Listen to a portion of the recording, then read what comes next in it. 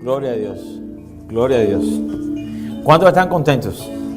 Amén. Yo sé que el día de hoy amaneció bien celestial. Era como para quedarse en la casa y que el Señor viniera por la iglesia, ¿no? Pero no hay nada mejor que estar en la casa del Señor. Amén. Es mejor estar un día en sus atrios que 1000 fuera de ellos. Miren, ni la playa, ni Disney, ni las vacaciones se compara a estar en la casa del Señor. No es un mensaje subliminal, ¿no? Pero eventualmente uno llega a ese punto donde dice, ¿sabes qué? Extraño más mis hermanos que Disney. A fin de cuentas, ¿qué ha hecho Disney por usted? Nada. Quitarle dinero, exactamente. Y bastante dinero. Gloria a Dios. Gloria a Dios. Bueno, yo le quiero pedir que usted vaya conmigo al libro de los Hechos,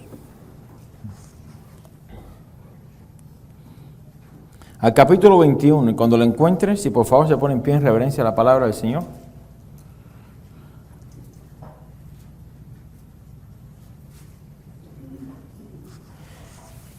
¿Sabe que el otro día estaba en la clase en Lakeland? No tenía que haber dicho Lakeland. Ya lo dije. Y en parte del estudio, pues tenía que ver con uno de los salmos, o con el salmo que dice, deleítate a sí mismo en Jehová, y Él te ¿qué? Las peticiones de tu corazón.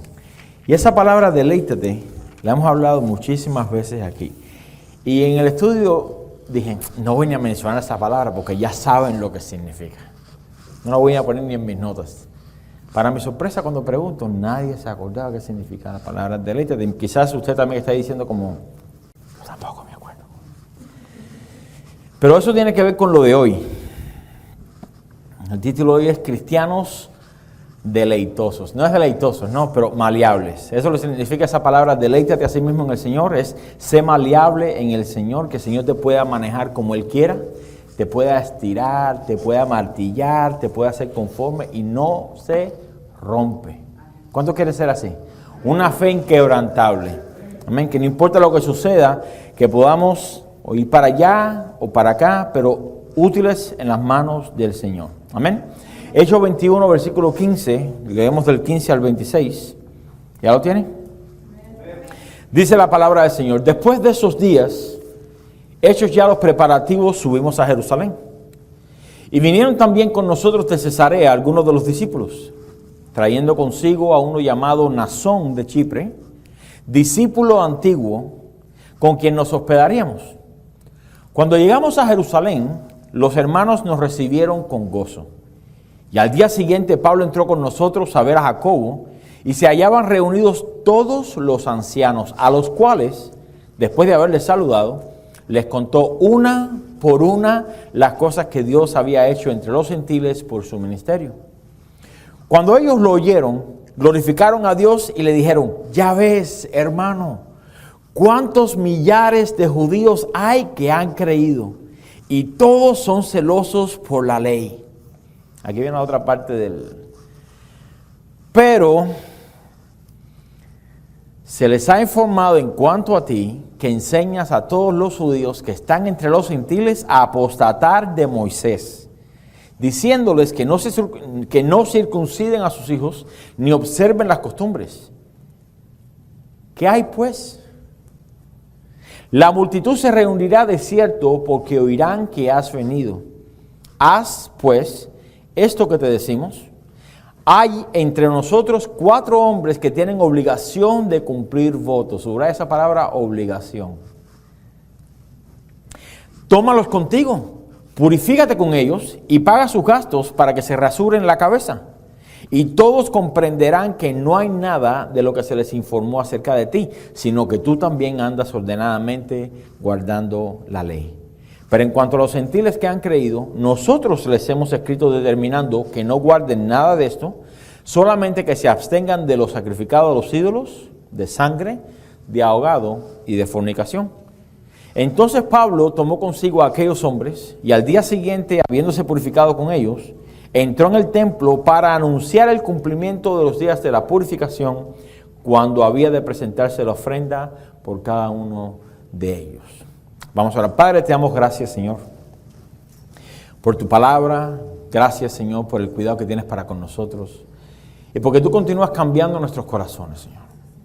Nuestra meta en esta tierra, Señor, es ser hechos conforme a la imagen de tu Hijo Jesús. Pedimos, Señor, en esta tarde que tú nos hables y que tú nos transformes en aquellas áreas que aún no hemos sido maleables, Señor.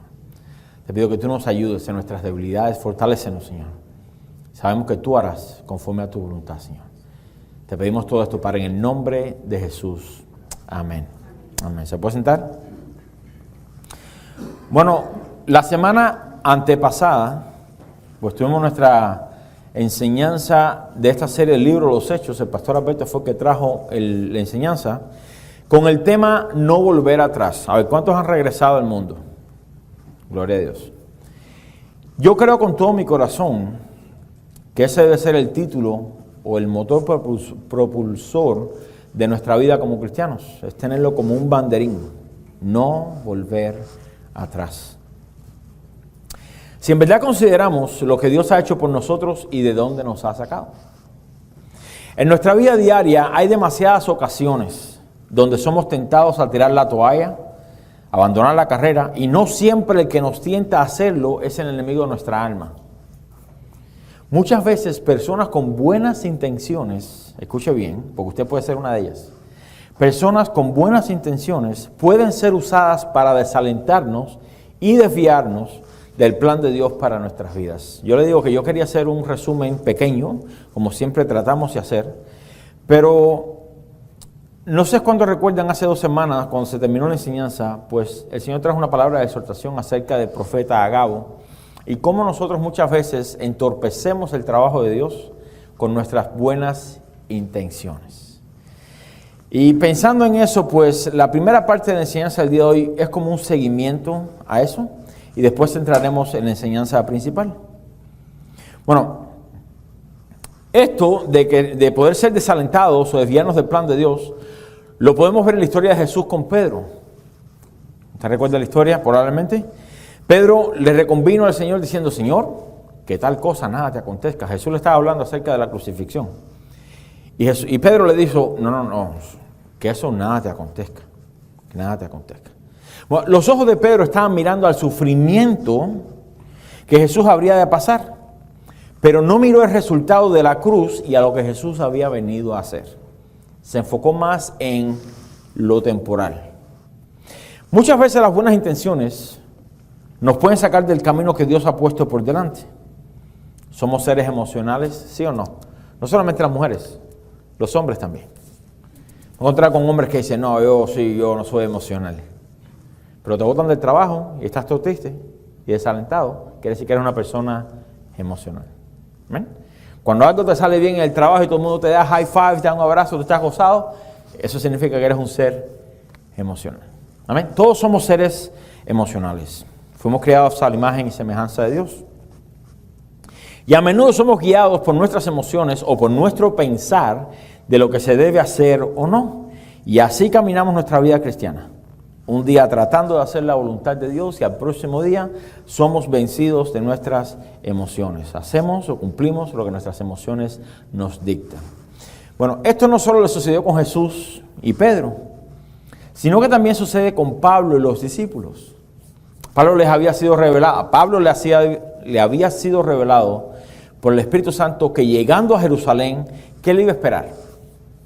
Prisiones y tribulaciones, ambas con S al final.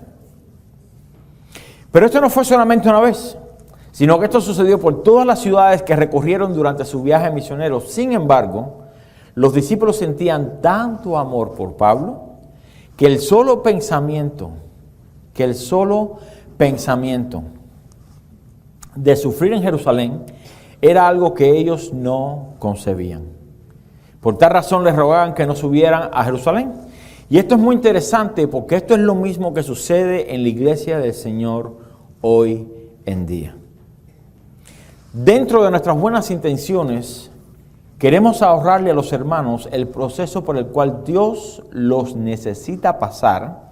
Y cuando ese momento llega, en vez de orar para que su fe no falte en medio de la situación, cualquiera que sea, por amor a tal hermano, lo apoyamos o lo apoyan en su desobediencia, en su arrogancia y en su rebeldía en contra de lo que Dios quiere formar en ellos.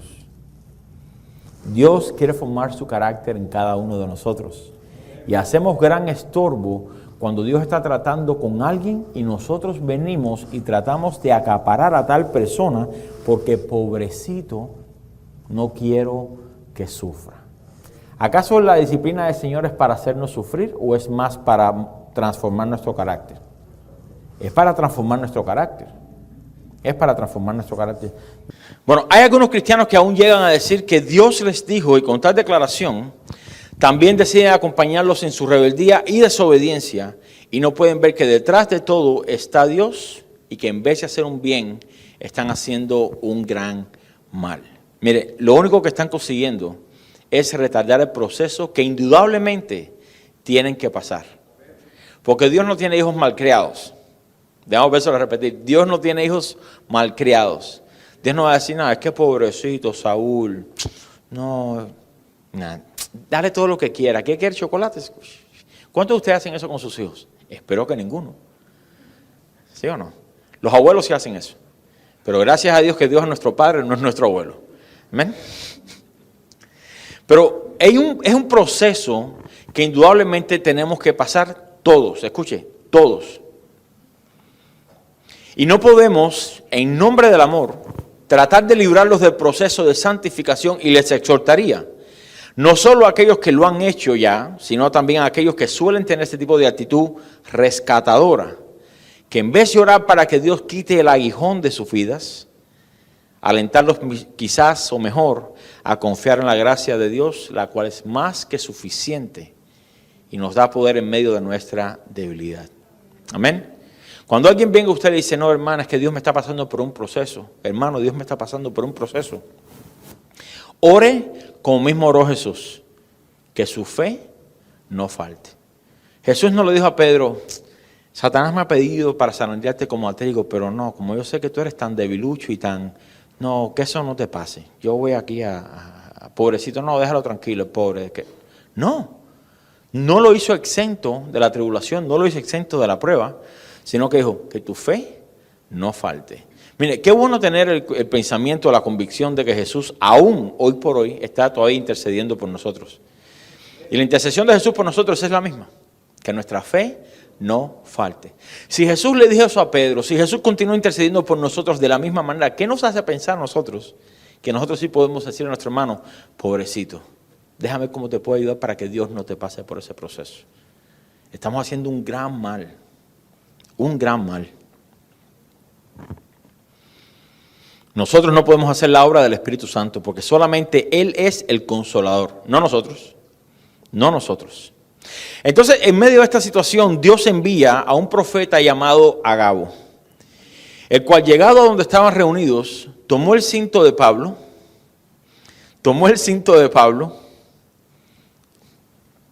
y se ató los pies y las manos y dijo de parte de Dios, el varón de quien es este cinto será atado de la misma manera por los judíos y lo entregarán a los gentiles. Ya usted sabe lo que va a significar eso.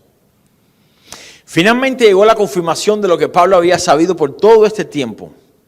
Y muchas veces necesitamos, cada uno de nosotros, un Agabo que llegue a nuestra vida en el momento preciso y que nos afirme una vez más en lo que Dios nos ha hablado.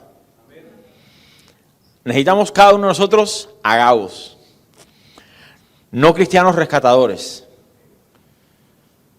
Mire, yo le voy a decir una cosa, con todo el amor que le tengo a cada uno de ustedes. Si algún día yo sé que Dios me está pasando por un proceso, cualquiera que sea, y yo le cuento a usted, no es que Dios me tiene pasando por este proceso, y a usted se le ocurre decirme, ay, qué pobrecito el pastor, déjame ver cómo lo puede ayudar, le voy a decir lo mismo que le dijo Jesús a Pedro. ¿Sabe qué le dijo, no? Porque cada uno de nosotros es necesario que pasemos por tal proceso, hermanos, por tal proceso. La Biblia no lo menciona, pero quizás con tanta resistencia de parte de los discípulos de no subir a Jerusalén, Pablo podría haber comenzado a pensar, esto es solamente un pensamiento, podría haber comenzado a pensar, ¿será acaso que yo me equivoqué? ¿Será acaso que no escuché bien la voz del Espíritu? Porque todo el mundo me está diciendo, no, que no te suceda. No subas, no subas. El Espíritu nos dice que te digamos que no subas. ¿Quién se confundió? ¿Ellos o yo? Qué oportuna fue la llegada de Agabo, el cual confirmó lo que el Espíritu Santo le había revelado a Pablo durante todo su viaje. Qué bueno cuando tenemos hombres y mujeres sensibles a la voz de Dios para traer nuestros pensamientos y corazones de regreso a la voluntad de Dios.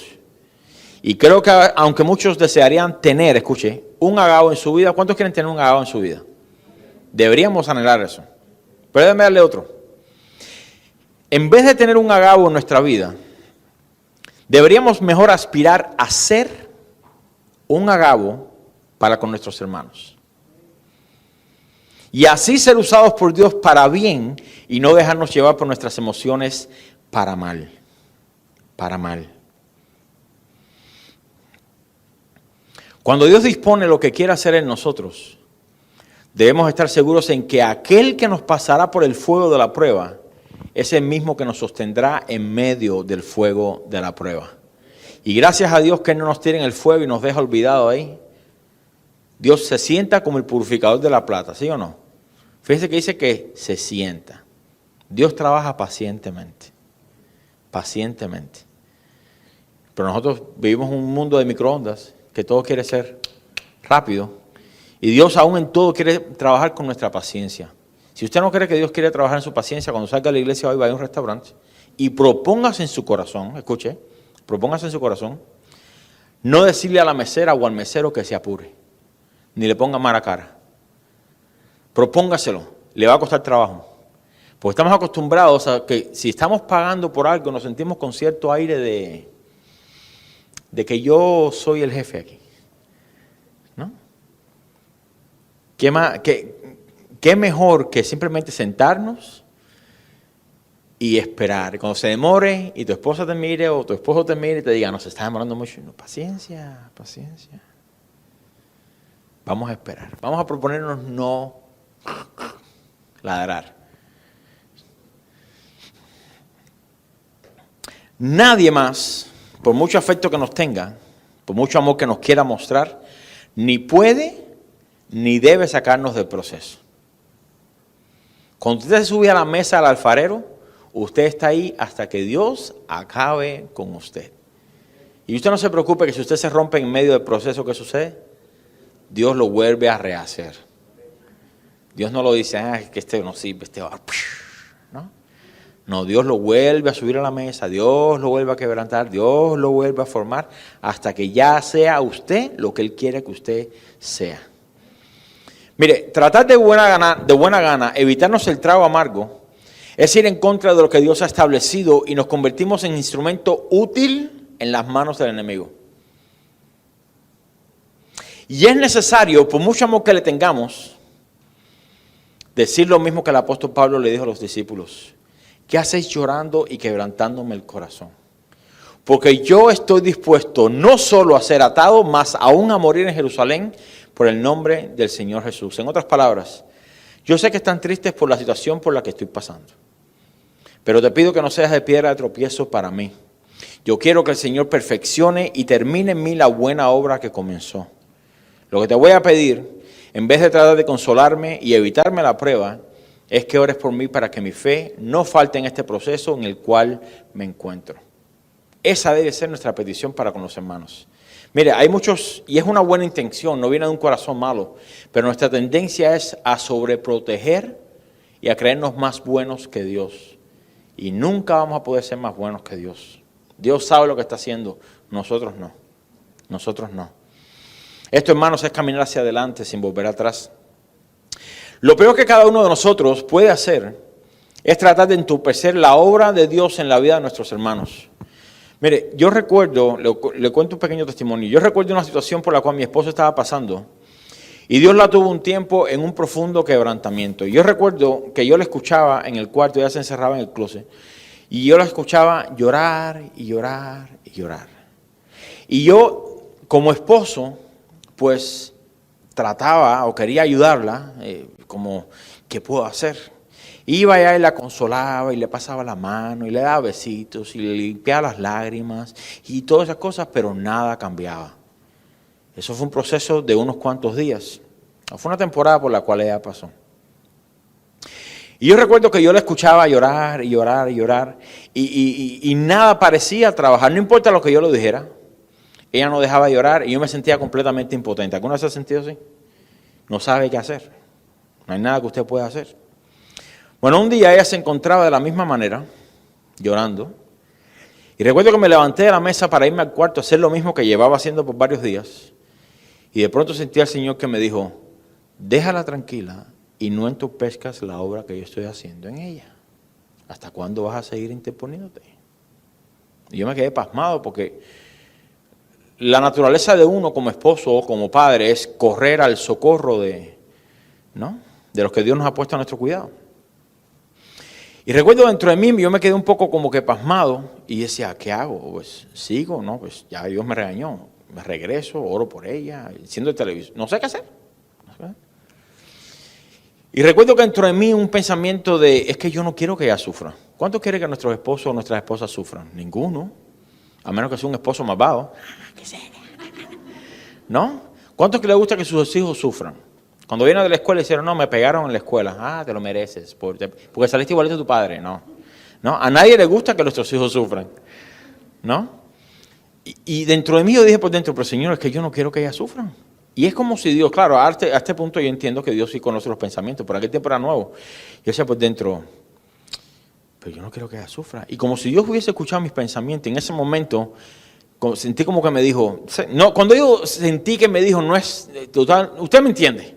Los que han experimentado saben cómo es. Usted le escucha audible, pero no por aquí, aquí. Y de repente yo sentí que Dios me dijo, ¿acaso la amas tú más que yo? No, claramente no. Una pregunta para usted como padre, ¿usted ama más a sus hijos que Dios? No. Alguno tendrá la arrogancia de decir, bueno, casi. No. ¿Acaso la amas tú más que yo? Y en ese momento pues yo me regresé a la mesa y me propuse, y hasta el día de hoy lo hago, me propuse preguntarle a Dios cada vez qué es lo que Él quiere que haga en momentos así. Y mire, y sucede aquí, déjame ponerlo aquí, para que usted no piense que el pastor hace acepción de personas cuando ora. A veces se hace un llamado aquí al altar y varios hermanos pasan, o muchos hermanos pasan, y a veces se hace un llamado y los hermanos pasan al frente, y créanme que yo no voy a empezar por allá y termino por acá. Porque a veces oro por alguien, y entonces oro por el primero, por el segundo, y el Señor me dice, no, ahora ora por fulano y tal, y me brinco, entonces la persona que está ahí, el pastor no oró por mí, qué mala onda. Ya se empieza ya como que a envenenar, ¿no? A veces sí oro por todos, a veces no. Pero yo trato de ser sensible a lo que Dios quiere que yo haga, aún hasta en eso, hermanos. Ok, así que por favor, si yo no oro un día por usted aquí, no se sienta mal. No piense que el pastor no quiere poner las manos porque se va a contaminar. No es nada de eso. Es simplemente que Dios me está diciendo, no, ora por fulano y tal, y a veces Dios hasta me da oraciones diferentes para con cada uno. Entonces yo creo que usted entienda eso. ¿Ok? Entonces, si alguien tenía algo en contra, en su corazón en contra mía, pues ya es hora de que lo suelte. ¿Okay? No es acepción de personas, simplemente estamos tratando de escuchar la voz de Dios. Y nosotros, cada uno de nosotros, deberíamos entrenarnos en hacer lo mismo.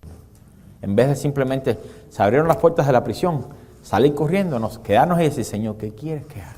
¿Ahora qué hago? ¿No? Entonces, esto me recuerda a la historia de Usa.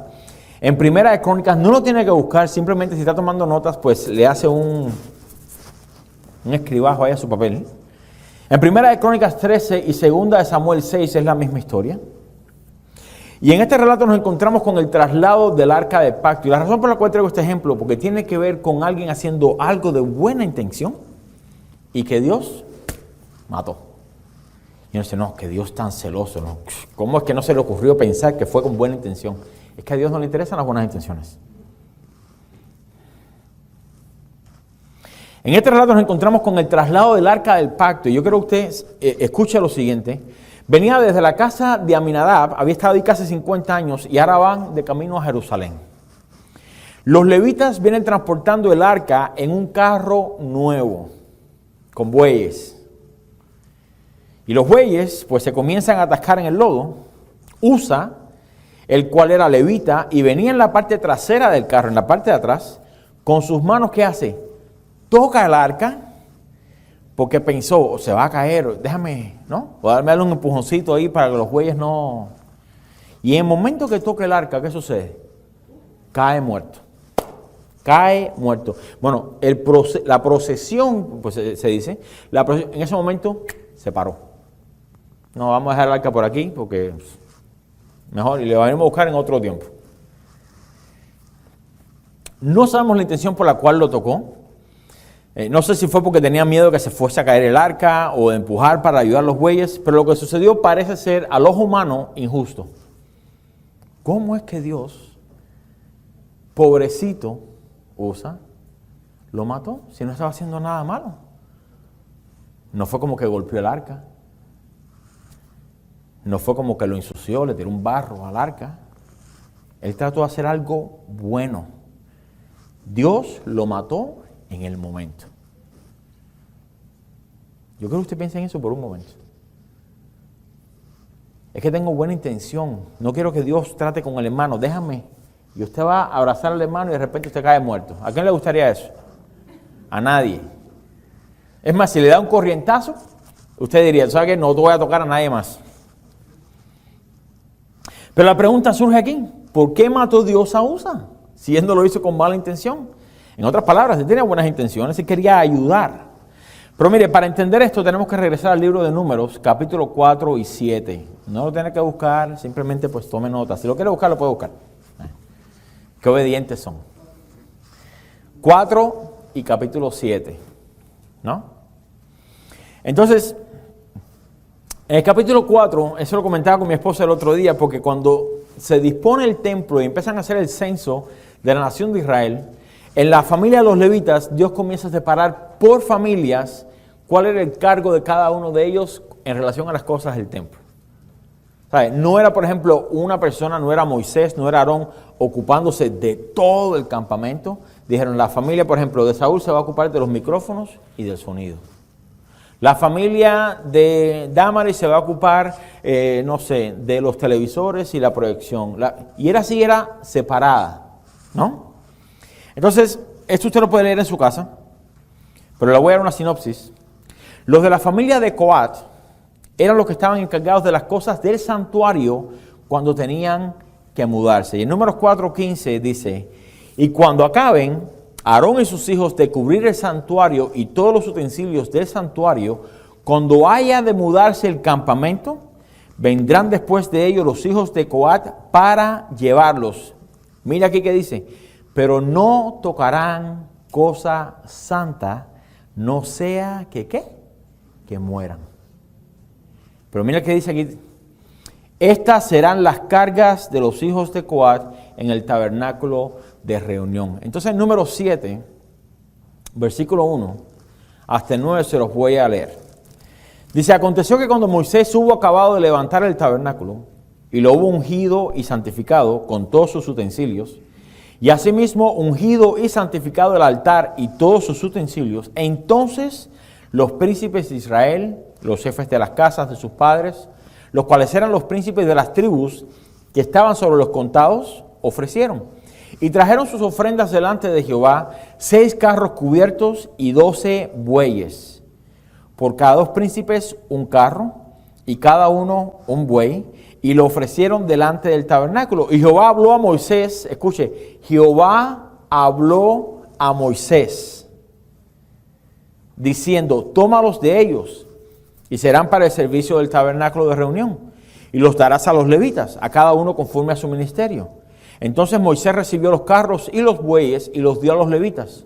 2 carros y 4 bueyes dio a los hijos de Gersón, conforme a su ministerio. Y a los hijos de Merari dio 4 carros y 8 bueyes, conforme a los ministerios, bajo la mano de Itamar, hijo del sacerdote Aarón. Versículo 9, interesante.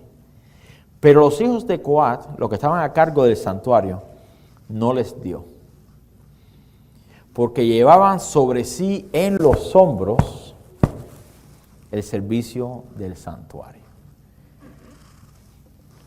Nos damos cuenta entonces que el hecho de haber montado el arca en un carro nuevo, alado por bueyes, era un acto de desobediencia. Porque Dios los mandó a llevar el santuario, ¿dónde?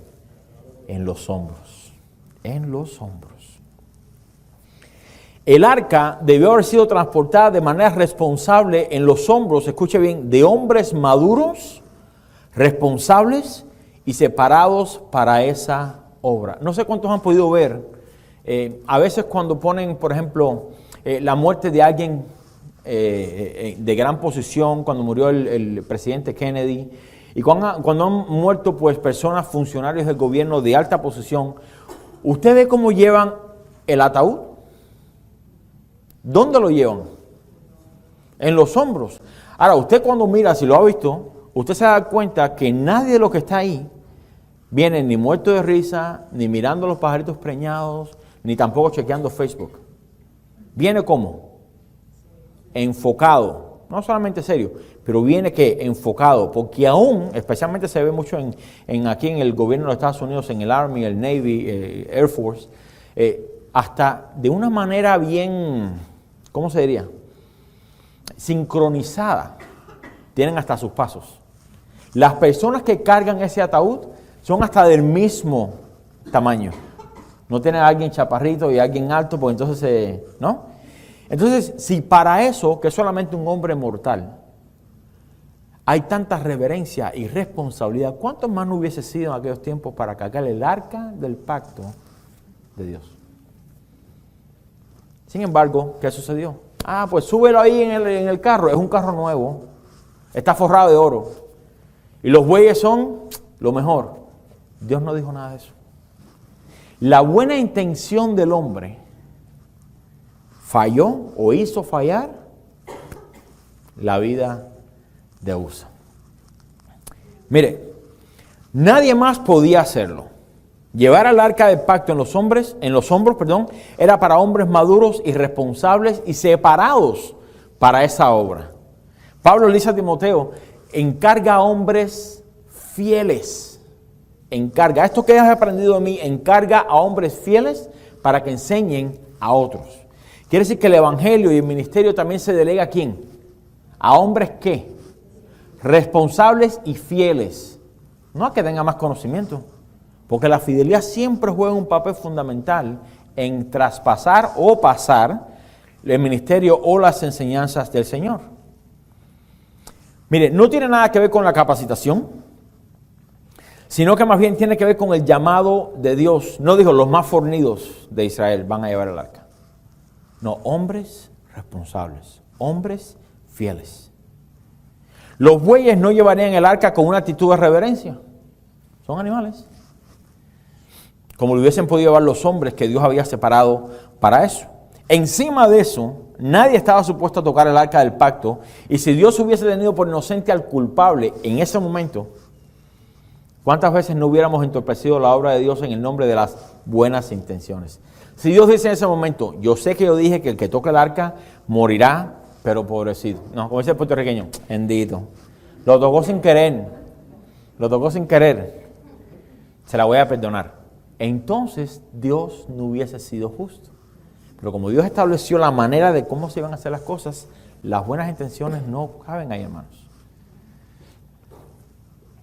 ¿Cómo podemos aplicar la historia de Usa entonces dentro de nuestro tiempo hoy como cristianos y miembros de la misma congregación? Bueno, no podemos tratar de ser más buenos que Dios. No podemos poner nuestras manos en el arca de Dios para tratar de ayudar al hermano.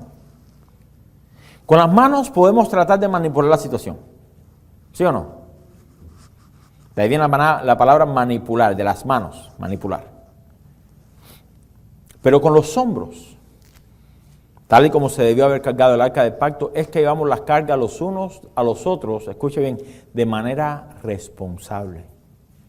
Los hombros hablan de responsabilidad. Que el Señor nos ayude a llevar las cargas los unos a los otros, no para ayudar a Dios tratando de manipular y entorpecer la obra con nuestras manos. Más bien, debemos llevar las cargas o llevarnos las cargas montadas en los hombros, pero solo en los hombros de aquellos que de manera responsable quieren ayudarles a llegar a la meta que Dios tiene para ellos. Y esto fue lo que Agabo hizo, usado por Dios en el tramo final de la vida de Pablo en esta tierra. Mientras que los otros discípulos fueron vencidos por sus propias emociones, Agabo supo mantenerse firme en lo que Dios ya había establecido. Que Dios nos ayude a no mirar atrás. A no mirar atrás. El versículo 15 de Hechos 21 comienza el relato diciendo: después de esos días, hechos ya los preparativos, subimos a Jerusalén. Y vinieron también con nosotros de Cesarea algunos de los discípulos, trayendo consigo a uno llamado Nasón, de Chipre, discípulo antiguo, con quien nos hospedaríamos. Mira, hay una manera de decir, ya no decirle a la gente que está vieja. Ay, qué antiguo te has puesto. Suena más bíblico, ¿sí o no? Dice, cuando llegamos a Jerusalén, los hermanos nos recibieron con gozo. Mira, aquí nos encontramos con uno de los discípulos de Cristo desde antes de la resurrección. Se cree que este Nasón era uno de los 70 que fueron enviados y que fueron participantes del poder de Cristo en ellos, sanando enfermos, liberando cautivos, proclamando el año agradable del Señor. Y al parecer, desde mucho tiempo vivía en Jerusalén. Ahora, aquí se menciona que era de Cesarea. Bueno, quizás tenía otra casa en Jerusalén que le servía de hospedaje para él y todos aquellos siervos de Dios que la necesitasen. Especialmente en los días festivos de Jerusalén. Aquello se llenaba de judíos. De judíos. El ser hospedador es una de las marcas de un cristiano maduro. Vamos a vérselo a repetir. El ser hospedador es una de las marcas de un cristiano maduro. ¿Por qué? Porque mientras más nos acercamos al Señor, más nos damos cuenta de que todo lo que Dios nos ha dado es para Él. Y no tomamos la iniciativa o el pensamiento o la actitud de decir, bueno, es que esta es mi casa, o este es mi carro, o este es mi, ¿qué más? Mi dinero, o esta es mi comida, o esta es mi. Es uno de los requisitos para ancianos y para obispos. Así que si alguno desea el obispado, dice la Biblia que buena cosa desea, pero es necesario que sea hospedador. Hospedador, que sea un host. Y no solamente un hospedador porque no tiene otra opción o porque no tiene otro remedio, o porque el pastor le dijo, mira, puedes hospedar a fulano, yo lo hago, que duerme en la sala. No, hacerlo dando lo mejor. Amén. Dando lo mejor. Mire, una de las enseñanzas de la semana pasada en nuestra conferencia, yo no quise redundar en eso, pero cuando tenemos una actitud de dueños, como que esto es mío, pues tendemos a hacer lo que queremos con eso. ¿Sí o no? Tú no me dices lo que tengo que hacer, porque yo soy dueño de mi propio destino. No, pertenecemos a Dios. Y todo lo que tenemos porque Dios nos lo ha dado por gracia. Es verdad que usted se levanta temprano, usted se esfuerza, usted se supera, usted fue a la escuela, etcétera, etcétera, etcétera. Pero al final todo pertenece a Dios. Y todo lo que Dios le ha dado es para compartir con el que tiene necesidad. Amén. Entonces, es uno de los requisitos para desarrollar en este ministerio, el ser hospedador. Jesús mismo nos enseña lo que significa ser un buen hospedador. ¿Por qué? Porque dice, yo me voy a preparar, ¿qué? Morada. Morada. Cuando usted llega al cielo, quiero decirle que la morada que Dios le ha preparado a usted no es un efficiency. O si es un efficiency, pues está bien acomodado. No se detenga. Y si es un efficiency, va a estar bien acomodado, bien limpiecito, bien. ¿Cómo usted cree que va a ser la mesa de las bodas del Cordero? Ahí todo tirado, como usted va a desayunar al Golden Corral y se encuentra la mesa todo mojada, llena de arroz y de sirope por todos lados. Así no va a ser. Porque Dios, o porque Cristo, es un buen hospedador. Espera con ansias regresar por la iglesia. El día que el Padre decida es el día. Entonces, de la misma manera que Él nos ha hospedado, ha preparado para nosotros hospedaje, escuche, y no por un tiempo limitado. Porque podemos ser hospedadores por estos 3 días. Después nos encerramos en el cuarto. Ya queda un día solamente para que se vaya. Ya casi. Bueno, hermanos, me voy. Ay, hermanos, regrese cuando quiera, gloria a Dios. No, Cristo nos hospeda por una eternidad. Eternidad. Entonces es un rasgo de este profeta o este discípulo Nazón. Versículo 18.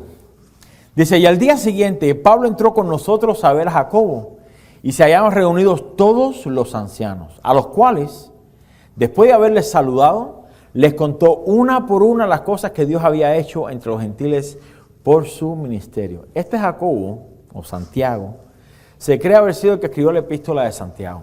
Fueron las primeras epístolas que se escribió, probablemente alrededor del año 50. Y este Jacobo no era el apóstol, porque ya este había sido muerto en manos de Herodes, traspasado con una espada. Este Jacobo estaba, al parecer, como uno de los líderes en la iglesia de Jerusalén, porque ninguno de los apóstoles se encontraba en esos momentos. Bueno, al parecer todos los apóstoles estaban cumpliendo con su función de ser enviados, predicando el evangelio. Y Pablo no los encuentra en Jerusalén, porque ya Pablo no llegó a tiempo ni para la Pascua, ni para Pentecostés. Aún así, se reúne con Santiago y con los demás ancianos de la iglesia. Pero mire, me llama la atención, porque Pablo muestra humildad para con los ancianos. Recuerde que Pablo hacía apóstol de Jesucristo llamado por él directamente. De alguna manera, Pablo da como una especie de reporte de todo lo que el Señor había hecho entre los judíos y los gentiles. Ahora escuche, Pablo no tenía que hacer eso. Pablo, en nuestros tiempos del día de hoy, puede haber dicho, no, yo no te voy a darle cuenta a nadie. Yo soy el apóstol Pablo. Mira mi resumen. Mira cómo Dios me ha usado. Al contrario, el simple hecho de no menospreciar la autoridad establecida por Dios en la iglesia de Jerusalén lo llevó a relatar lo que había sucedido en sus viajes misioneros. ¿Cómo lo relató? Una por una. Ahora, imagínate cuánto tiempo pasó Pablo dándole toda la historia de todo lo que había sucedido.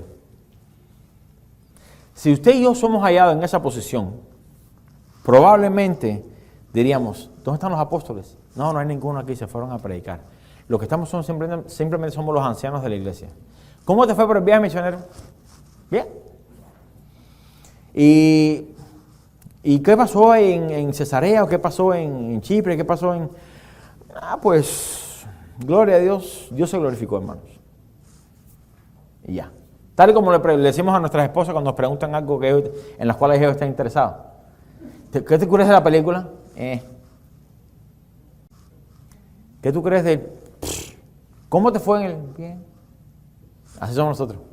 Pero Pablo dijo, no importa que los apóstoles no estén aquí, voy a relatar, porque la intención aquí, ¿cuál era? Era exaltar el nombre de Dios. No los hechos que él había hecho, era el nombre de Dios. Gloria a Dios por aquellos hombres que menosprecian su posición de liderazgo o autoridad y no compiten en ver quién es mayor que el otro. Mire, Pablo entendía que el que quisiera hacerse el primero tendría que ser ¿qué? El último. El último. Y el que quisiera ser el mayor tendría que hacerse ¿qué? Siervo del pastor. ¿Dice? ¿De quién? De todos. De todos. ¿A dónde los niños? Pastor, ¿me puede pasar aquello? Sí, ¿cómo no? No, ¿cómo tú me vas a hacer a mí que soy el pastor? Dile a Carlos. No, siervos, Dios nos ha llamado a ser siervos de todos. De todos. Y esto es algo que yo en lo personal he podido apreciar de nuestros pastores en México. Las veces que han venido, ellos no vienen para imponer su voluntad por encima de la del pastor local. Lo he visto no solamente en esta iglesia, lo he visto en otras iglesias. Sino que ellos se someten a nuestra autoridad. Una vez, pues, conversando, el pastor Chu estaba predicando y él dijo, cuando nosotros nos invitan a ciertas congregaciones a enseñar o a predicar o a dar un congreso, etcétera, etcétera, nosotros siempre nos sometemos al horario de esa iglesia, a la visión de ese pastor. Nosotros no vamos allá a decirle cómo tiene que hacer las cosas, cómo tiene que poner las sillas, de qué color tiene que pintar el edificio. No, ellos vienen y se someten a los horarios. Y nosotros aquí le decimos a ellos, bueno, mira, estos son los horarios de conferencia. Viernes, sábado, domingo, lunes, martes, miércoles, jueves. Vas a predicar 10 veces, gloria a Dios. Ellos no ponen, no, yo soy el super ungido de... No vienen nunca con la idea de imponer, nunca. Este es el tema que se va a predicar, ok. Estos son los horarios, ok. La predicación es de tanto tiempo, ok. Después de aquí vamos a comer a tal lado, ok. O sea, ni siquiera están con el deseo de, no, tienes que llevarme al restaurante, bla, bla, bla, bla. Si vamos a comer perro caliente, ok. Si hay tacos, ok. Si hay, no se ofenda a nadie, si hay gorditas, ok. Si hay flautas, ok. Lo que sea. Y eso es algo que para nosotros ha sido como bien alentador. Por eso, cuando voy a casa de alguien, a los estudios, lo que hay, bueno, ustedes son testigos, me lo como, ¿no? Y es interesante ver que este principio ha sido mantenido por todos aquellos, especialmente los que han venido aquí con nosotros, porque la intención de ellos es venir a ministrar la iglesia, nada más, la iglesia. A diferencia de los falsos apóstoles del día de hoy, donde las iglesias rinden pleitesías porque fulano de tal viene. Mire, cuando nuestros pastores vienen a la iglesia es precisamente para ministrar a la iglesia, para pasar tiempo con la iglesia. Y por tal razón, solo abrimos nuestras conferencias para la gente de la iglesia. Amén. Pablo, sin tener que hacerlo, hace lo mismo. Cualquiera podría haber dicho que él no tenía que darle ningún reporte a los ancianos de Jerusalén, especialmente porque ni los apóstoles se encontraban presentes. Aún así, procede a contarles todo lo que había sucedido y no reservó nada para cuando los apóstoles llegaran de su viaje. Dio todos los detalles. Versículo 20. Dice, cuando ellos lo oyeron, ¿qué hicieron? Glorificaron a Dios y le dijeron, ya ves, hermano, cuántos millares de judíos hay que han creído y todos son celosos por la ley. Bueno, qué buen trabajo estaba haciendo Pablo a los ojos de ellos. Gloria a Dios. Dios le estaba usando para hacer estos judíos a los cuales él les predicaba celosos por la ley, según ellos. Estaban llegando al conocimiento de la verdad, estaban disfrutando de la gracia de Dios, estaban siendo liberados de sus partidos religiosos y eran millares aquellos que habían creído. Y al parecer esto era alentador para el cristianismo. Estamos avanzando. Ya dentro de poco alcanzaremos al mundo entero para Cristo. Pablo era un instrumento útil en las manos de Dios para la predicación del Evangelio, pero no todo era color de rosa, como dicen por ahí. Tal pareciera que estuviéramos leyendo una de las cartas de Cristo para las iglesias de Apocalipsis. Me alegra que estés haciendo esto, qué bueno que estás haciendo esto. No, me parece fenomenal esto, pero algo tengo en contra tuya.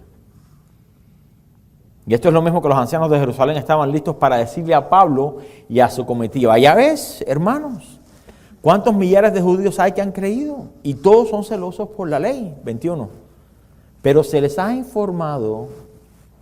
Usted no odia eso cuando alguien le dice, qué bien te quedó genial, pero... ¿Pero qué? Siempre hay un pero. Esposo, sea sabio. Si le dieron un cumplido a su esposa, no mencione pero. Eso se lo voy a dar de gratis. Qué bien te quedó el pelo. Ahí quédese. Nada más. Pero tienes un pelo aquí. No, ya lo destruyó todo. O qué bien te quedó el vestido. Pero creo que te quedaría mejor si... No, ahorras el pero. Quédese ahí. O sea, ahí se ahorra, mire, promedio ahí se ahorra 5 consejerías matrimoniales. Eliminando el pero. Dice el versículo 21, pero se les ha informado en cuanto a ti, que enseñas a todos los judíos que están entre los gentiles a apostatar de Moisés, diciéndoles que no circunciden a sus hijos, ni observen las costumbres. ¿Qué hay pues? La multitud se reunirá al desierto, porque oirán que has venido. Bueno, al parecer, el hecho de que millares de judíos habían escuchado el Evangelio, el hecho de que millares de gentiles habían sido alcanzados por la gracia de Dios y habían sido injertados en el reino de Dios, el hecho de que muchas iglesias se habían levantado, que muchos principales de sinagogas habían creído, el hecho de que muchos principales de gobierno romano habían venido a la salvación junto con todas sus familias, el hecho de que Dios los había usado en gran manera para sanar enfermos, liberar endemoniados y resucitar muertos, comparado con la opinión de los judíos de Jerusalén, parece que Pablo, según ellos, había corrido y trabajado en vano. Qué bueno que Dios te usó, pero lo importante es la ley. Hay que hacerlos a ellos celosos por la ley. Y tal pareciera que lo importante no era la salvación de las almas a través del evangelio de arrepentimiento y perdón de pecados. Tal parece que la meta era ser personas más celosas, no por Dios, sino celosas para guardar los rudimentos de la ley. Y de alguna manera, los judíos de Jerusalén habían sido informados acerca de esto que estaba ocurriendo en el campo misionero. Y venían a ver a Pablo, pero no para abrazarlo, no para decirle qué bueno verte, qué bueno que Dios te ha usado. No, ven acá, ¿por qué no le enseñas a la gente acerca de la ley? ¿Cómo lo usted que lo recibieran de esa manera? Imagínese tanto tiempo sin ver a su familia y usted va de regreso al país donde sea y que de repente usted ve a su mamá o a su papá o a su hermano, usted va a veces le dice, shh, porque solamente me falta $20 el mes pasado. Uno se siente como que, espérate, wow, ¿no? Así fue el recibimiento que estaba esperando Pablo. Mire, es como si usted le predicara a sus vecinos, a sus familiares y amigos y todos se convirtieran de verdad al Señor. Qué bueno sería eso. Vamos a pensar por un momento. De repente el Espíritu de Dios se apodera de usted de tal manera que lo que usted habla, mire, sale con poder. Y usted conversando con el vecino acerca del jardín, de repente Dios le da palabra y le dice, mira, Dios me está mostrando que ¿está todo bien? No, estoy pasando por un momento difícil. Y usted de repente, pues Dios lo empieza a ministrar, usted comienza a ministrar, el vecino termina llorando, usted orando por él, se arrepiente, él con toda su familia, el vecino, todo el mundo. Gloria a Dios. ¿No sería eso genial? Pues sí, pues sí. Y de repente usted viene acá a la iglesia, me dice, pastor, usted no sabe lo que ha sucedido. ¿Qué pasó? No, mire, el Señor me ha usado grandemente para alcanzar a estas personas, cómo el Señor los ha rearguido de pecado, cómo se han apartado de su vieja manera de vivir y cómo es que el Señor ha cautivado sus corazones hasta el punto donde están dispuestos a mudarse de donde viven para estar más cercanos de la iglesia y así poder tener comunión con los hermanos de Casa de Oración Florida. Y yo, en vez de decirle gloria a Dios, de repente le digo, gloria a Dios. Gloria a Dios. Cuánto me alegra que Dios te haya usado. Pero mira, asegúrate de decirles que a partir de ahora se tienen que vestir con tales ropas, tienen que peinarse de cierta manera y comer solamente este tipo de alimentos. Como si eso fuera un requisito para entrar al cielo. ¿Qué sucedería entonces con usted? Se desalienta. ¿No? Y asegúrate que solamente escuchen a Casa de Oración México. ¿Okay? Nadie más. Además, mire, suena tonto, o suena necio, pero esto es exactamente lo que muchas iglesias hacen. Y cuando digo muchas iglesias, me refiero a la Iglesia Universal y muchos cristianos dentro de esa iglesia. Se concentran tanto en la política de la iglesia, se concentran tanto en decirle a las personas todos los no hagas esto, no hagas esto, no hagas aquello, no te pongas esto, no mires esto, no comas esto, en fin, no basta con que el camino de la salvación ya es estrecho de por sí y la puerta es estrecha de por sí, sino que con nuestros no hagas, no hagas, no hagas, tal pareciera que la puerta ni se ve y el camino, pues, ni cabemos. No podemos con nuestras buenas intenciones tomar el papel del Espíritu Santo. Mire, ellos echan a un lado el perdón de los pecados y se enfocan en qué, en lo que estos nuevos convertidos, escuchen, nuevos convertidos no están haciendo. Y no es esa nuestra realidad hoy, como cristianos. Fulano de tal se convirtió al Señor, el vecino se convirtió al Señor, nuestros hijos se convirtieron al Señor, el hermano fulano de tal se convirtió al Señor. Gloria a Dios. Ah, no, pero fui a su casa y tenía una película ahí todavía puesta de no sé qué cosas en él. Dele tiempo. Dele tiempo al Espíritu Santo que poco a poco entre y cambie. Si nosotros queremos que el apóstol Pablo sea de un día para otro, no, el santo de Israel, toma tiempo. ¿Acaso usted todavía no está en ese proceso? Yo estoy seguro, mire, estoy seguro que si cualquier hermano va a su casa a buscarle defectos de lo que debería ya cambiar, ¿le va a encontrar? ¿Sí o no? Estoy seguro de eso. ¿O quién no? ¿A quién quiere que uno le visite para que le critique todo lo que tiene en la casa?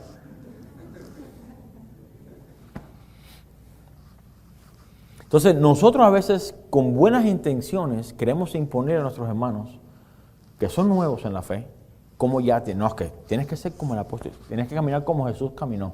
La pregunta es, ¿estamos nosotros caminando como Jesús caminó? Estamos tratando, estamos aprendiendo y nos caemos y nos levantamos y nos ensuciamos y Dios nos limpia. Pero es un proceso, es un proceso. Entonces, estos cristianos o estos ancianos tenían la mirada en qué. Bueno, qué bueno que Dios te usó, gloria a Dios, pero lo más importante es que sean celosos de la ley. ¿Acaso será eso lo más importante? Para nada, para nada. ¿Usted sabe cuántas personas van a ver en el infierno circuncidados? ¿Que conocen quizás la Biblia? Mateo 7 lo describe bien tremendamente. Milagros y maravillas hicieron. Hasta demonios sacaron. Y los mismos demonios que sacaron se los van a atormentar a ellos allá en el infierno. Imagínense eso. Y ahí ya no tendrán ya potestad sobre ellos. Eso era exactamente lo que los judíos de Jerusalén venían a hacer con Pablo. Ellos venían a reclamarle el por qué no estaba enseñando a los judíos que se estaban convirtiendo al Señor a ser celosos en cuanto a las tradiciones y rudimentos. Y tal pareciera que Pablo estaba echando a un lado el motivo principal de la salvación. Porque el cual, según ellos, no era el perdón de pecados, no era la adopción en la familia de Dios, sino más bien era contribuir a la salvación de sus almas a través de guardar la ley de Moisés. Y a eso venían. A eso venían. ¿Llegó Pablo? Ah, no, si lo estamos esperando de hace varios meses. Porque nos hemos enterado que anda por ahí diciendo a la gente que apostaten de Moisés. A eso venían. Por lo tanto, para mantener la calma, y aquí se pone interesante esto aquí porque habría que buscar una solución rápida y se disponen entonces a restringir parte de la verdad de lo que estaba sucediendo en estas ciudades. Increíble. Los ancianos de la iglesia. Versículo 23. Nos hemos enterado y aquí vienen a buscarte para preguntar. Haz pues esto que te decimos. En otras palabras, para que seas librado de todo lo que te viene encima. Mira, escucha lo que te vamos a decir. Haz esto. Hay entre nosotros 4 hombres que tienen obligación de cumplir voto. 24. Tómalos contigo. Purifícate con ellos. Y paga sus gastos para que se rasuren la cabeza. Y todos comprenderán que no hay nada de lo que se les informó acerca de ti, sino que tú también andas ordenadamente guardando la ley. Pero en cuanto a los gentiles que han creído, nosotros, no tú, nosotros les hemos escrito determinando que no guarden nada de esto, solamente que se abstengan de los sacrificados a los ídolos, de sangre, de ahogado y de fornicación. En otras palabras, hazte celoso de la ley y haz el voto nazareo. Se lo pueden encontrar en el Antiguo Testamento. Haz el voto nazareo, el cual, escuche bien, no es necesario para salvación. Hay algunos de ustedes que quizás con mucho que se quieran dejar crecer el pelo, no les va a crecer. Entonces, ¿qué significa eso? ¿Que no tiene entrada al cielo? El voto nazareo siempre fue algo voluntario. Siempre, a menos de que Dios directamente se le apareciera a una familia, tal es el caso de Sansón, era, no pases navaja sobre su cabeza porque Dios lo va a usar. Ya es diferente. Pero cuando alguien hacía voto, era una manera voluntaria. Sin embargo, estos ancianos en Jerusalén lo habían hecho ¿qué? Mandatorio, obligatorio. ¿Quieres servir al Señor? Obligatorio. Déjate el pelo largo y no tomes nada, ni eres nazareno. Obligatorio. ¿Qué usted cree? Es más, esto se ve incluso en la iglesia del día de hoy. Bueno, el día de hoy, pero hace muchos años atrás, ¿cuántos conocen la iglesia metodista? ¿O han escuchado de la iglesia metodista? ¿Cuántos fueron miembros de la iglesia metodista? Bueno, el fundador de la iglesia metodista, John Wesley, era una persona que hacía muchas cosas para experimentar la presencia de Dios. Por eso se llama metódico. Era un método, ya contemplaba ayunos, oraciones, formas de orar, posiciones de oración para afligir la carne, porque según él, así se experimentaba el poder de Dios. Y eso se fue infiltrando poco a poco hasta que se fundó la iglesia metodista. Ahora escuche, está mal que usted se imponga personalmente algunas disciplinas para... No, Pablo lo dijo, no está mal. Ahora, eso no te va a salvar del todo, pero yo mismo golpeo mi cuerpo para mantenerlo en servidumbre. Pero cuando eso se impone a otras personas, en el caso de John Wesley, donde dijo, yo no considero a nadie para el ministerio a menos que ayune regularmente martes y jueves. Si no, la primera pregunta de la entrevista era esa, ¿ayunas martes y jueves? No todos los martes. No puedes servir aquí en la iglesia. Era algo ya obligatorio. ¿A qué lleva siempre la obligación al cristiano? ¿Agradar a quién? Al hombre. Al hombre. Hermano, ¿por qué vas a la iglesia? Es que tengo que ir porque hoy me toca servir. Mal. ¿Por qué voy a la iglesia? Porque voy a servir al Señor. No a los niños, no. Voy a la iglesia porque Dios nos manda a congregarnos. Imagínense. Pastor, vino hoy, sí, es que me toca predicar.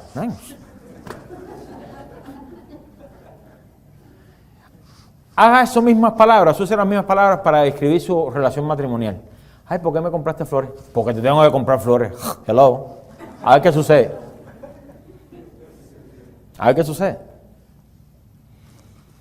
Nada debe hacerse por obligación. Debe ser el acto, el servir al Señor, el servicio al Señor es siempre algo que voluntario. Cristo nos dio el ejemplo. Yo pongo mi propia vida. Nadie me la quita, yo la pongo yo mismo. El versículo 23 menciona la palabra obligación y da la ligera impresión que tales ancianos estaban perdiendo de vista lo que en verdad era importante para Dios y estaban poniendo como prioridad lo que era importante para ellos, la ley por encima de la gracia. Mire, no solo haz voto y purifícate con ellos, sino también que paga sus gastos. Paga sus gastos. Porque de tal manera las personas del pueblo verán que en verdad estás interesado en gran manera en guardar la ley. Tanto así que también estás dispuesto a dar tu dinero para que ellos también sean celosos de la ley. Y mire, todo esto es muy preocupante y peligroso porque ellos estaban más preocupados con la apariencia de piedad y celo que por el corazón del hombre que había adquirido una nueva naturaleza a través del nuevo nacimiento. Estaban cruzando una línea muy definida que nunca debieron cruzar. Mire, según ellos, los gentiles, está bien que no guarden estas cosas porque nosotros mismos le hemos escrito que solamente se abstengan de estas 4 cosas. Pero los judíos que se conviertan al cristianismo, ellos sí deben estar obligados a guardar la ley. Ellos sí. Y yo creo que inconscientemente estaban haciendo una distinción entre convertidos. O sea, cuando Jesús muere, el velo de separación, ¿qué? Queda completamente. Ya no hay judío, ni griego, ni esclavo, ni escita, ¿no? Ni libre, sino que todos somos uno en Cristo. Jesús fue el que trajo una reconciliación entre ambos pueblos, de 2 pueblos hizo uno. Y estos judíos o estos ancianos estaban una vez más levantando otra vez el muro de separación entre gentiles y judíos. De un lado de ese muro se encontraban los gentiles, los cuales solo se abstenían de 4 cosas. Solamente 4 cosas porque no tienen la capacidad para más. Con 4 cosas está bien. Pero del otro lado del muro estaban los judíos, los cuales estaban obligados a guardar toda la ley de Moisés, escuche bien, inconscientemente, porque nosotros sí amamos a Dios. Y por amor a Dios vamos a guardar toda la ley y enseñarle a todos que guarden la ley. Esos gentiles, que hagan estas 4 cosas, está bien, que sean miembros de la iglesia, que se sienten por ahí. Es lo que estaban haciendo. Mire, cualquiera de nosotros, y aquí es donde entramos con el título de la enseñanza de hoy, cualquiera de nosotros, en la posición de Pablo, hubiésemos sacado una predicación acerca del contraste de la ley y la gracia. Si hubo un escritor en el Nuevo Testamento que habló de eso, fue él. Él puede haberle dicho, ok, qué bueno que están pensando eso, déjame sacarte aquí. Mira, la carta de los Gálatas, la carta de los Corintios, la carta de los Romanos, la carta de los Hebreos. No, que no hubiese sacado. ¿Qué no hubiese sacado? Para mostrarles que ambos somos uno. Hubiésemos redactado una de las mejores tesis de cómo poder vivir la vida cristiana a través de la fe, no de las obras. Pablo, mejor que nadie, Lo hubiera podido haber hecho, pero no lo hizo. No lo hizo. Y aquí es donde yo me quedé como que, ¿por qué no? ¿Por qué no lo hizo? Y esto es lo que vemos en la vida de Pablo. Todo lo que Pablo hacía, lo hacía por amor a los demás. Escuche, todo lo que Pablo hacía, lo hacía por amor a los demás. Pero nunca comprometió la verdad de la palabra de Dios, ni el evangelio que había recibido de parte de Dios. Pablo representaba en su predicación, en su ministerio, un equilibrio perfecto. Perfecto. ¿Qué tal si Dios nos diera el balance para poder ver a los demás como más importantes que a nosotros mismos? Es decir, por amor, ¿a quién hay que pagarle? ¿A esos 4? ¿O a esos 10? Yo lo pago. ¿Me tengo que raspar la cabeza? Pues me la raspo. ¿Me tengo que poner un vestido de tal color para...? Me lo pongo. ¿Con tal de qué? De alcanzarlos a ellos. Ahora, yo creo que usted piensa en nosotros, en nuestra reacción. Cuando alguien a veces nos invita o nos dice, bueno, que a mí me gustaría que, no sé, pastor, ¿a usted le gusta el béisbol? No. Pues, yo quería invitarlo a un juego de béisbol para que podamos conversar. No, yo solamente en la iglesia. Voy a juego de béisbol, por amor. Pastor, lo quiero invitar a comer unos tacos bien picantes. Al otro día voy a tener la lengua roja y quemada, pero me sacrifico. ¿Por qué? Por amor. Pastor, lo quiero invitar a mi casa a comer, pero nosotros somos vegetarianos. Gloria a Dios. Me como la lechuga y el tomate sin ningún problema. ¿Por qué? Por amor. En Romanos 14, no tengo el tiempo para explicarlo, pero usted lo puede leer. Todo es por amor a los hermanos. Pablo podía haberse parado y haber dicho, ¿acaso no has escuchado acerca de la gracia por encima de la ley? Y haber escrito una carta para el Evangelio de Pablo para Jerusalén. Lo podía haber hecho. Sin embargo, no lo hizo. Miren la respuesta de Pablo, versículo 26. Entonces Pablo tomó consigo a aquellos hombres y al día siguiente, habiéndose purificado con ellos, recuerde que ya han pasado al menos 15 años de la conversión de Pablo, 15 años. Y ahora él va al templo a purificarse. Para que entonces... ¿Qué no podía haber hecho? ¿Qué hubiésemos dicho nosotros? Es como si alguien dijera, mira, es necesario que te bautices con aquellas personas. Ya me bauticé. Me bautizo otra vez. ¿Sí me entiende? La metodología aquí de Pablo no era lo que yo quiero que piensen de mí o lo que yo he adquirido. ¿Qué es necesario? ¿Que yo haga esto? Yo lo hago. ¿Es necesario que vayas a recoger y a cortar la grama de la iglesia? Yo lo hago. ¿Es necesario que haga? Pues yo lo hago. Hay que limpiar el baño para... Yo lo hago. ¿Sí me entiende? ¿Ve la diferencia entre Pablo y nosotros? Como muchas veces nosotros nos llenamos, no, ¿cómo es que es posible que yo? Y Pablo aquí lo está demostrando.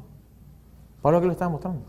Entonces Pablo tomó consigo a aquellos hombres y al día siguiente, habiéndose purificado con ellos, entró en el templo para anunciar el cumplimiento de los días de la purificación, cuando había de presentarse de ofrenda por cada uno de ellos. Los rudimentos de la ley y el cumplimiento de las ordenanzas no fue algo que limitó al apóstol Pablo para alcanzar a todos los que Dios pusiera por delante de él. Se lo voy a volver a repetir. Los rudimentos de la ley y el cumplimiento de las ordenanzas no fue algo que limitó al apóstol Pablo para alcanzar a todos los que Dios pusiera por delante de él. El galardón de Pablo no consistía en cuántas iglesias había levantado. Eso no interesaba. ¿Cuántas lenguas hablaba? No interesaba. ¿Cuántos dones tenía? No interesaba. ¿Cuánto duraban sus predicaciones? No interesaba. ¿Cuántos seguidores tenía en Facebook? No interesaba. ¿Cuántos viajes misioneros había hecho? Nada de eso. Nada de eso. Su galardón tenía que ver, escuche bien, su galardón tenía que ver no con lo que él había hecho para Dios, sino que tenía que ver con lo que Dios había hecho a través de él. Mire, no interesa las buenas intenciones que tengamos de decir, yo quiero hacer esto para la gloria de Dios. No se trata de nada de eso, hermanos. Se trata de, Señor, ¿cómo me quieres malear? ¿Cómo me quieres formar? ¿Cómo me quieres dar forma para que entonces tú hagas a través de mí lo que tú quieras hacer? Lo que tú quieras hacer. ¿Qué tal si Dios lo quiere hacer usted maleable para ser maestro del cunero? Le estoy dando un ejemplo. Maestro del cunero. ¿Qué tal? No es que yo no tengo el don para trabajar con niños. ¿Usted fue niño? Yo creo que todos nosotros fuimos niños. ¿Sí o no? ¿Y por qué no a ellos? ¿Acaso la Biblia no dice que dejar que los niños vengan a mí? ¿Qué mejor privilegio? Mire, yo a veces pienso en esto. Cuando yo pienso en mis maestros de la secundaria o de mi primaria, yo todavía recuerdo el nombre de los maestros que yo tuve. Yo creo que probablemente muchos de ustedes dirán, no, yo me acuerdo de fulana de tal, o la señora tal, o la directora tal. El otro día mi mamá me contó que había estado en Cuba y que había visto, ella venía pasando y vio la que en aquel tiempo era la directora de la escuela de la primaria, Nidia Loyola. Era una señora bien morenita ella, bien morenita. Pero déjeme decirle algo, era de este tamañito así. Pero cuando Nidia venía donde estabas tú y te llevaban a la dirección porque te habías portado mal, y Nidia venía y se bajaba los espejuelitos así. Mira, Belsasar cuando el dedo le escribió en la pared y las rodillas que le temblaban, no es nada comparado a lo que uno sentía. Y si por casualidad Nidia le decía a uno, hoy, ella no se reía nunca, nunca. Parecía una persona marcada. Pero nosotros éramos tremendos en la primaria. Se necesitaba alguien con un carácter. Y cuando la directora nos decía, hoy tú no te vas para tu casa, hoy tú te vas para mi casa. Ya uno decía, Señor, sálvame, entrego mi alma, la encomiendo en tus... Porque eso era terrible. Pero todavía nos acordamos de los nombres. Y mi mamá me contaba el otro día que pasó y la vio y me dice, ay, tú no sabes cómo está Nidia, la pobrecita, está bien flaquita, ya está viejita. Y de repente a mi memoria vino que todo lo que ella hacía con nosotros, sí, de verdad que daba miedo. Pero el problema era que ella era la abuela de uno de mis amigos. Entonces, claro, yo la conocía, vivíamos en el mismo vecindario. Pero cuando se me acercó me decía, Joel, no decía nada, perdón. ¿No? Entonces, nosotros teníamos, o si recuerda, muchos maestros que fueron de influencia para nosotros, ¿sí o no? Quizás no maestros, quizás personas del vecindario, quizás vecinos, quizás familiares. ¿No ha pensado usted nunca que cuando le pregunten a mire, cuando pensamos, déjame poner un ejemplo para que usted pueda empatar, porque lo ve como que, ¿a dónde está yendo el pastor? ¿A dónde está yendo el pastor?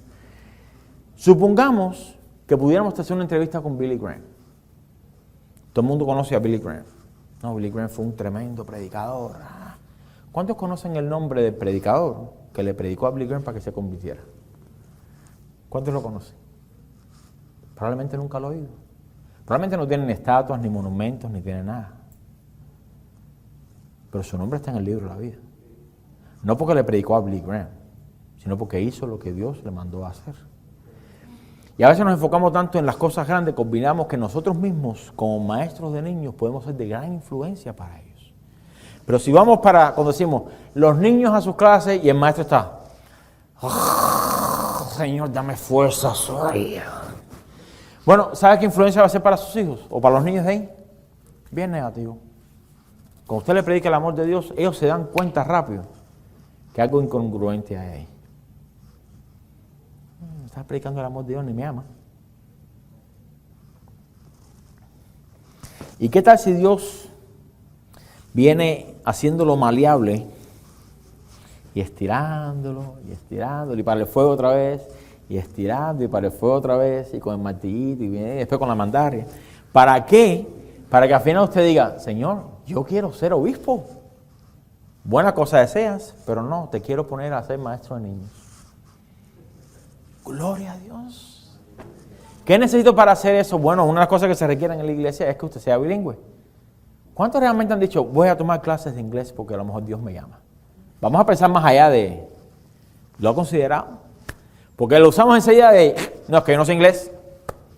La pregunta, si usted le dicen, dentro de un año te vamos a un trabajo de $2 millones al mes, pero tienes que aprender inglés. Mire, usted está ahí en la prédica con inglés sin barrera.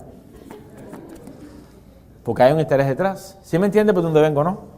Y la pregunta es, ¿por qué para el Señor ponemos tantas trabas? No, es que yo no, es que no sé, es que no, yo no creo que pueda, es que yo no tengo el don. No, Dios capacita al que llama. ¿Cuántos que se sienten capacitados para hacer algo? Probablemente ninguno. Créame, cuando Dios me llamó para ser pastor, yo dije, no, yo no califico. ¿Por qué? Porque no tengo la paciencia. Y todavía a veces se me nota, ¿no? Pero le dije al Señor, Señor, pues yo no veo cómo usted me va a llamar al pastorado. Yo realmente, si la gente aquí enseguida, yo tengo un fusible bien quemado, rápido. Pero yo necesito, y tú me estás llamando, que tú me capacites. Y Dios poco a poco. Y todos estamos en un proceso, yo estoy en el mío también, sea paciente conmigo también, ¿no? Pero, ¿cuántas veces no decimos, no, yo no me veo haciendo eso, yo estoy completamente descalificado, yo no creo que pueda? ¿Y quién le dijo que no? La pregunta, ¿y quién le dijo que no? Búsqueme un hombre en la Biblia que estuvo completamente capacitado para hacer lo que Dios lo mandó a hacer. Jesús. Nadie más. Nadie más. David, Pablo, Pedro, Juan, Elías, Isaías, ninguno. Ninguno. Pero es lo que nos lleva a nosotros a qué. Si somos moldeados por el Señor, Dios puede hacer con nosotros como Él quiera hacer. La meta, escuche bien, no es hacer. La meta es ser.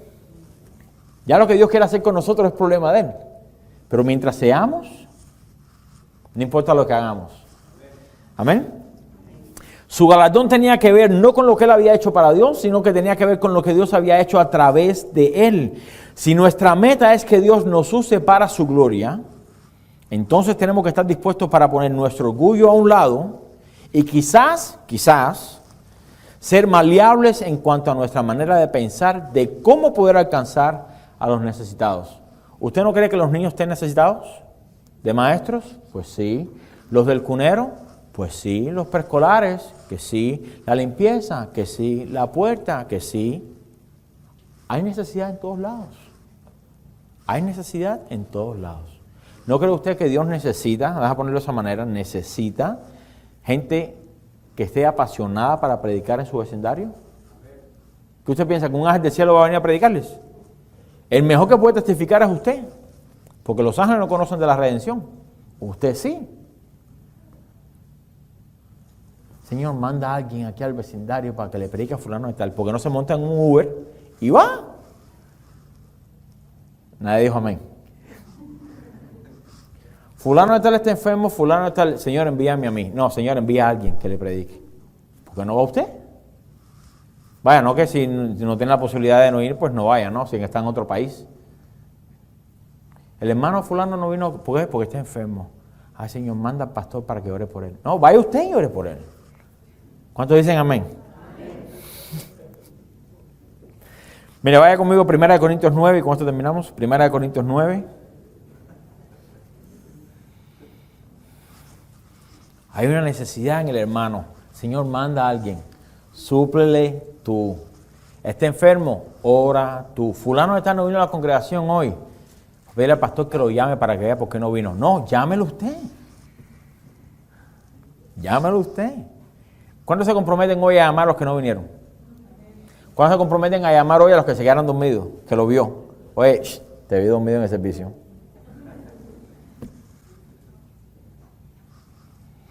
Primera Corintios 9, 18. Dice, ¿cuál pues es mi galardón? Esta es una enseñanza que viene después de hablar acerca de los derechos que tiene como apóstol, donde dice que el que sirve del altar, que coma del altar, tiene que ver con la responsabilidad de los cristianos para mantener a los ministros. Pero vamos al 18, que me interesa más esto. Dice, ¿cuál pues es mi galardón?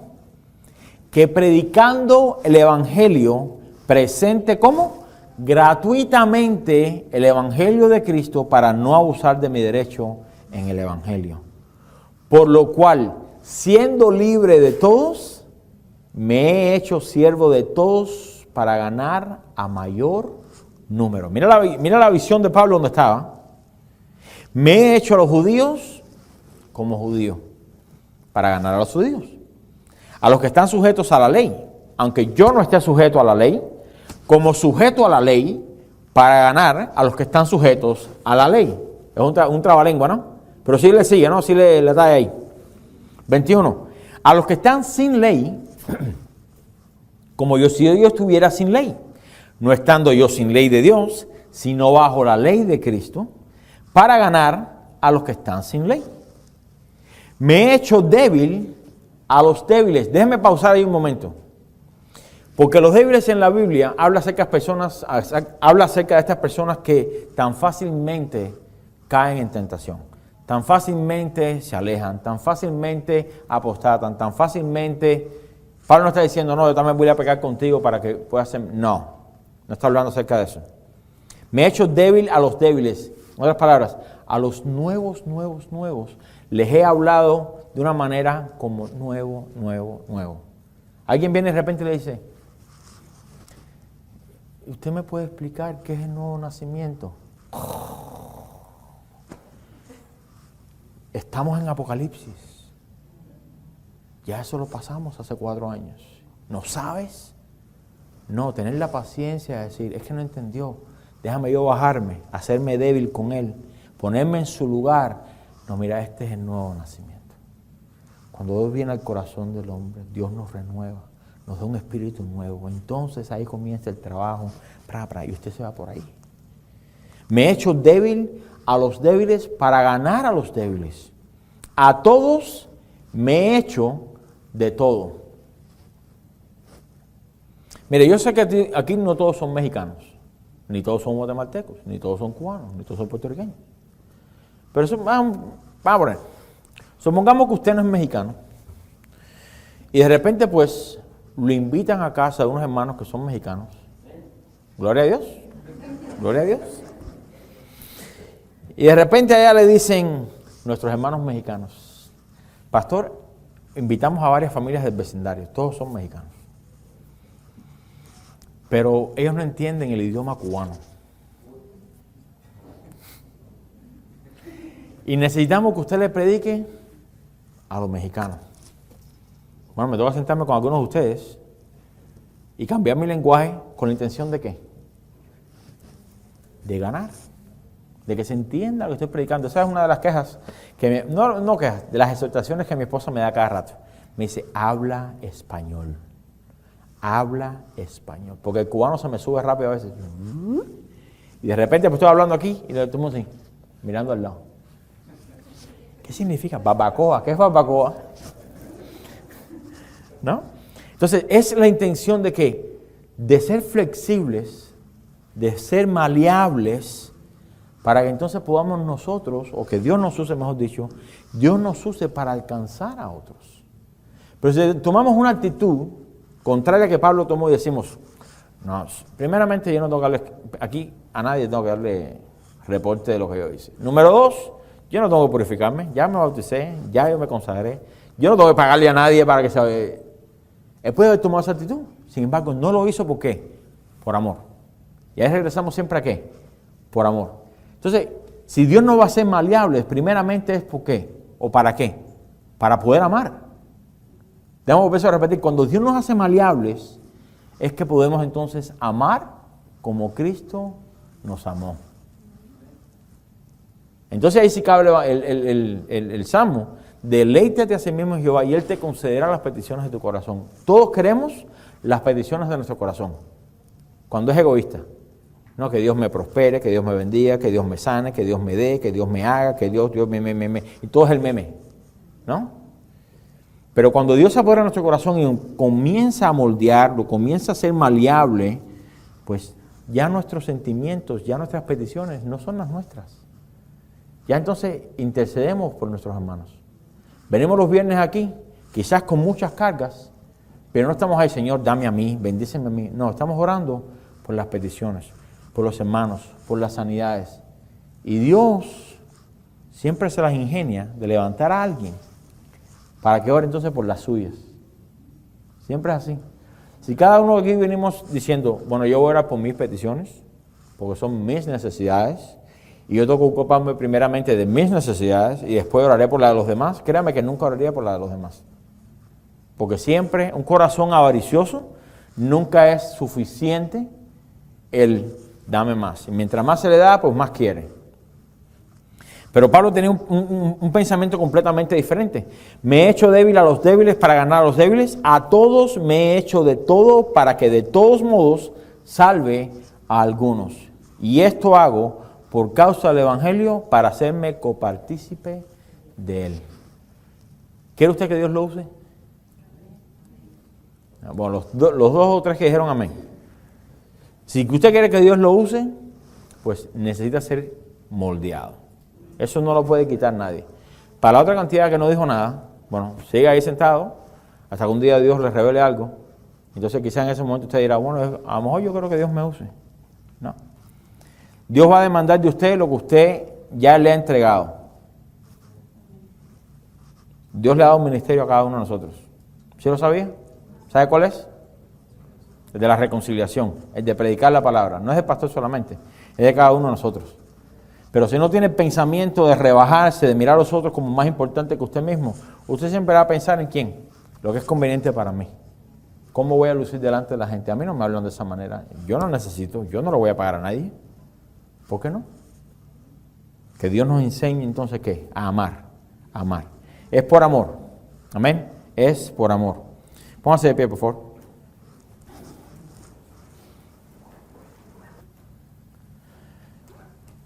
Padre, te damos gracias, Señor, por este tiempo que tú nos das en tu presencia, que tú nos regalas, donde tenemos la oportunidad y el privilegio de que tu palabra nos confronte, apunte a aquellas cosas que tenemos que cambiar, aquellas áreas que tenemos que derribar, aquellas tentaciones que tenemos que vencer, aquellos pecados que tenemos que eliminar. Pero sobre todas las cosas, Señor, yo quiero pedirte en esta tarde, por el pecado, quisiera decir principal, que está agarrado al corazón de cada hombre y de cada mujer. Y es el pecado del orgullo. Primer pecado en la Biblia, cuando Satanás quiso sentarse por encima de Dios, se enorgulleció su corazón. Dios le dijo, has dicho en tu corazón, me sentaré más arriba o más encima del trono de Dios. Y es algo que cada uno de nosotros batallamos y luchamos constantemente. Basta que alguien nos ofenda, basta que alguien hable mal de nosotros, basta que alguien nos calumnie, que alguien nos difame, que alguien nos desobedezca, que alguien tenga por menos nuestra opinión, para que enseguida ese orgullo dentro de nosotros se levante. Y te damos gracias por tu palabra, porque tú siempre llegas a tiempo. Y cuando vemos la vida del apóstol Pablo, cuando teniendo quizás el derecho para decir, yo no tengo que darle a ustedes cuentas de nada, yo sirvo solamente a Dios, o no me van a obligar a hacer algo que va en contra de mis principios, viendo que no violaba su conciencia, por amor, se sometió y se purificó, pagó por los demás, entró al templo. Y Padre, yo te quiero pedir en esta tarde que tú pongas ese mismo pensamiento en cada uno de nosotros, que por amor a nuestros hermanos, por amor a Dios, por amor a la obra, por amor al ministerio de la reconciliación que Dios nos ha dado, que estemos dispuestos a ser moldeados, a que Dios nos haga maleables, que aunque nuestra vida haya tomado un giro y tengamos tantos preceptos y tantas ideas de cómo queremos nuestra vida que sea, ya tenemos en nuestra mente un plano de cómo queremos que Dios obre, cuántos hijos queremos, qué queremos que sean, a qué escuela vayan, dónde trabajo, en qué ministerio sirvo, los días que sirvo, los horarios que sirvo. Que Dios tome nuestros pensamientos y nuestros corazones y los pase por el fuego de la prueba, primeramente para purificarlos. Para que ya no sean nuestros pensamientos, sino sus pensamientos. Para que no sean ya nuestros caminos, sino sus caminos. Para que no sean ya las intenciones de nuestro corazón, sino las intenciones de su corazón. Y que podamos, de igual manera, echar por tierra todas aquellas cosas que tenemos como ganancia. Si tenemos que rebajarnos, si tenemos que cambiar, si tenemos que ser flexibles, si tenemos que ser moldeados para alcanzar a otros, la pregunta para cada uno de nosotros es ¿por qué no? ¿Qué nos impide ser usados por Dios? ¿Será acaso nuestro orgullo? ¿Será acaso el que hablen mal de nosotros? ¿Será acaso que nos rechacen? ¿Será acaso que nos borren? ¿Será acaso que blasfemen? ¿Será acaso? ¿Será acaso? ¿Será acaso? Y Padre, yo te pido en esta tarde que tú arranques de nosotros el deseo de ser reconocidos, el deseo de ser exaltados, el deseo de obtener buen testimonio delante de las personas, el deseo de que hablen bien de nosotros, el deseo de tener más seguidores o el deseo. Desarraiga eso en nuestros corazones, Señor, te pido en esta tarde. No solamente en mi vida, sino en la vida de toda tu iglesia. Y no solamente la iglesia local, sino la iglesia universal.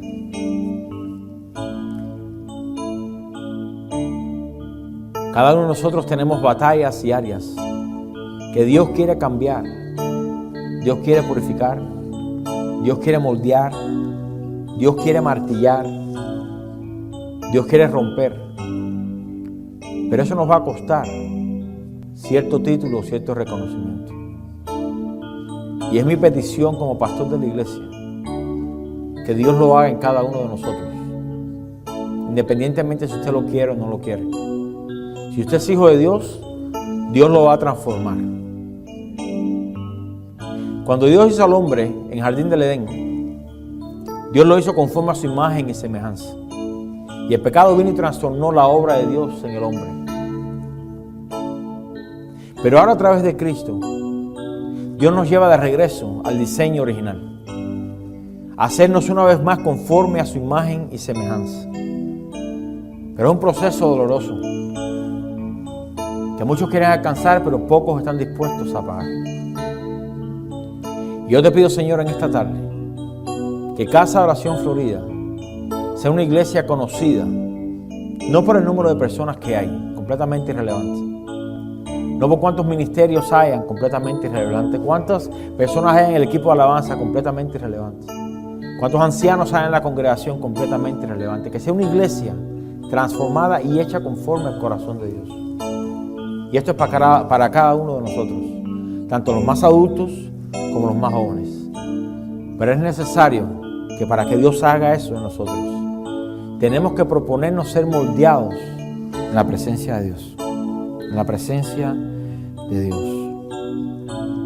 Ahí donde usted está, si usted reconoce que todavía hay áreas en su vida que no le ha dado al Señor, por miedo, Dios no nos ha dado un espíritu de temor. Y el miedo y el orgullo muchas veces van de la misma mano. Miedo a la reputación, miedo a lo que van a decir de nosotros.